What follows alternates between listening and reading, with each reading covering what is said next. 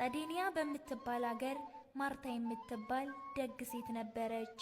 ይህች ደግ ሴት በቤቷ ትልቅ አዳራሽ ሰርታ እንግዶችን እንደ አባታችን አብርሃም ተቀብላ አብልታ አጠጥታ ማደሪያ ቦታም ሰጥታ ታስተናግድ ነበር። አባ ቴዎድሮስ የሚባል ኢትዮጵያዊ መነኩሴ ወደ ኢየሩሳሌም ሲሄድ መሽቶበት ከማርታ ቤት በእንግድነት አደረ። ጠዋት ለመሄድ ሲነሳም ወደ ኢየሩሳሌም እንደሚሄድ ሲነግራት የእመቤታችንን ስዕል ገዝተህ አምጣልኝ፣ ዋጋውን ልስጥህ አለችው። ገንዘቡን ስዕሉን ሳመጣልሽ ትሰጭኛለሽ ብሏት ሄደ።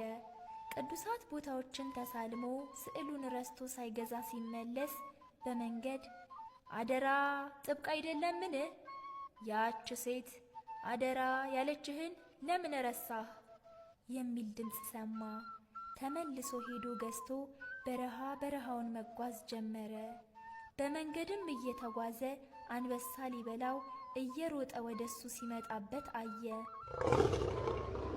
መነኩሴው አንበሳውን ከመፍራት የተነሳ ደነገጠ፣ ተንቀጠቀጠ። ደንግጦ ቆሞ ሳለ ያች ስዕል ከአንበሳው ጩኸት 7 እጅ በሚበልጥ አስፈሪ ድምፅ ጮኻ ተናገረች። ያን ጊዜ አንበሳው ደንግጦ ፈጥኖ ሸሸ። መነኩሴውም መንገዱን ቀጠለ። በመንገዱም ከሚያስፈራ ዱር ውስጥ ወጥተው ወንበዴዎች ሊቀሙትና ሊገድሉት ከበቡት። ከእመቤታችን ስዕል እንደ መብረቅ ያለ ታላቅ ቃል ወጣ። ወንበዴዎችም እጅግ ፈርተው ሸሽተው ከጫካው ውስጥ ገቡ። ያም መነኩሴ እኚህን የሚያስደንቁ ተአምራት በሰማና ባየ ጊዜ በልቡ ይህችስ ለእኔ ረዳት ትሆነኝ ዘንድ ወደ አገሬ ይዣት እሄዳለሁ እንጂማ ለላከችኝ ሴት አልሰጥም ብሎ ወደ አገሩ ሊሄድ በመርከብ ተሳፈረ። በባህር ላይም ሳለ ጽኑ ነፋስ ተነስቶ መርከቡን እየገፋ ማርታ ወዳለችበት ሀገር ወደ ጼዴንያ ዳርቻ ደረሰው። ማደሪያም ስለሌለው ወደ ደጓ ሴት ወደ ማርታ ቤት ከእንግዶች ጋር አብሮ ገብቶ አደረ። በበነጋውም ወጥቶ ሊሄድ ከደጃፍ ሲደርስ ደጃፉ ጠፍቶት ከአጥሩ ሲታገል ዋለ። ማርታም አባቴ ያመመህና የደከመህ ትመስላለህ፣ እስቲ ዛሬ ደግሞ እዚህ ደርና ነገን ትሄዳለህ አለችውና አደረ። በሁለተኛውም ዕለት እንደ መጀመሪያው ቀን በሩን አልፎ መሄድ አቃተውና በዚያው ማርታ ቤት አደረ።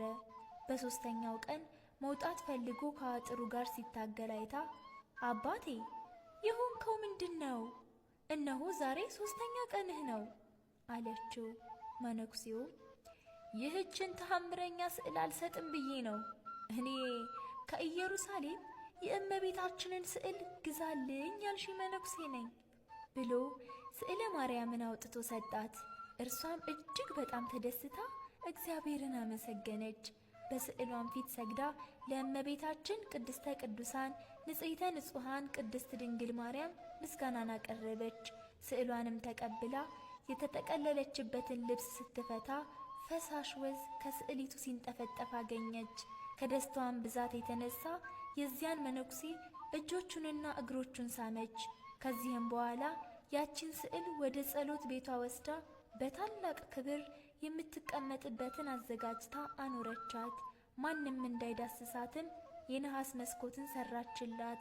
በሌሊት የሚያበሩ መቅረዞችን በፊቷ ሰቀለች። ከመቅረዞችም በውጭ የሐር መጋረጃን ጋረደች። ከስዕሊቱ እየተንጠፈጠፈ የሚወርደው የወዝ ቅባት የሚጠራቀምበት ከእብነ በረድ የተሰራ ወጭት አኖረች።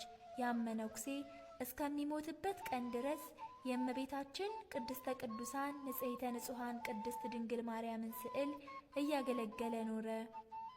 የአገሩም ሊቀ ጳጳሳት የዚያችን ስዕል ዜና በሰማ ጊዜ ከኤጲስቆጶሳትና ከካህናት ከሕዝቡም ሁሉ ጋር መጣ። በሰሌዳም ውስጥ ሆና አገኟት። ከዚህ ከአምላካዊ ግብር የተነሳ አደነቁ። ከዚያም ቅባት ቀድተው ለበረከት በተካፈሉ ጊዜ ወዲያውኑ በወጭቱ ውስጥ ይሞላል። ወደ ሌላ ቦታ ሊወስዷት በፈለጉ ጊዜ ንውጽውጽታ ሆኖ ብዙዎች በድንጋጤ ወደቁ። ስዕሊቱም እስከ ዛሬ በዚያች አገር ትኖራለች። ይህችም ስዕል ቅዱስ ሉቃስ የሳላት ናት። ሥጋ የለበሰች ትመስላለች። ከፊቷም ወዝ ይንጠበጠባል። በዚህችም ስዕል ብዙ ተአምራት ተደረገ። ሕሙማን ተፈወሱ፣ ዓይነ ስውራን ማየት ቻሉ። በዚያን ዘመን የነበረው ሊቀ ጳጳስ ተአምሯን ሰምቶ ስዕሏ ወደ ማርታ ቤት የገባችበት ዕለት መስከረም 10 ቀን እንዲከበር ሥርዓት ሠራ። ያለማበል በእውነት ፈዋሽ ወዝን በጼዴንያና በግብፅ ለፈሰሰች ስዕልሽ ሰላምታ ይገባል። መልክዓ ስዕል። ተወዳጆች ሆይ በዚህ ታሪክ ማስተላለፍ የተፈለገው መልእክት እመቤታችን ቅድስተ ቅዱሳን ንጽሕተ ንጹሐን ቅድስት ድንግል ማርያም አይደለም በአካለ ሥጋ በመልክዓ ስዕልም ተአምራቷን በመግለጥ ለተጨነቀች ነፍስ መድኃኒት በመሆን እንደምታረጋጋ ለእኛ ለሰው ልጆች ደግሞ ኃይልና ጉልበት እየሆነች ከጠላቶቻችን እንደምትታደገን ነው።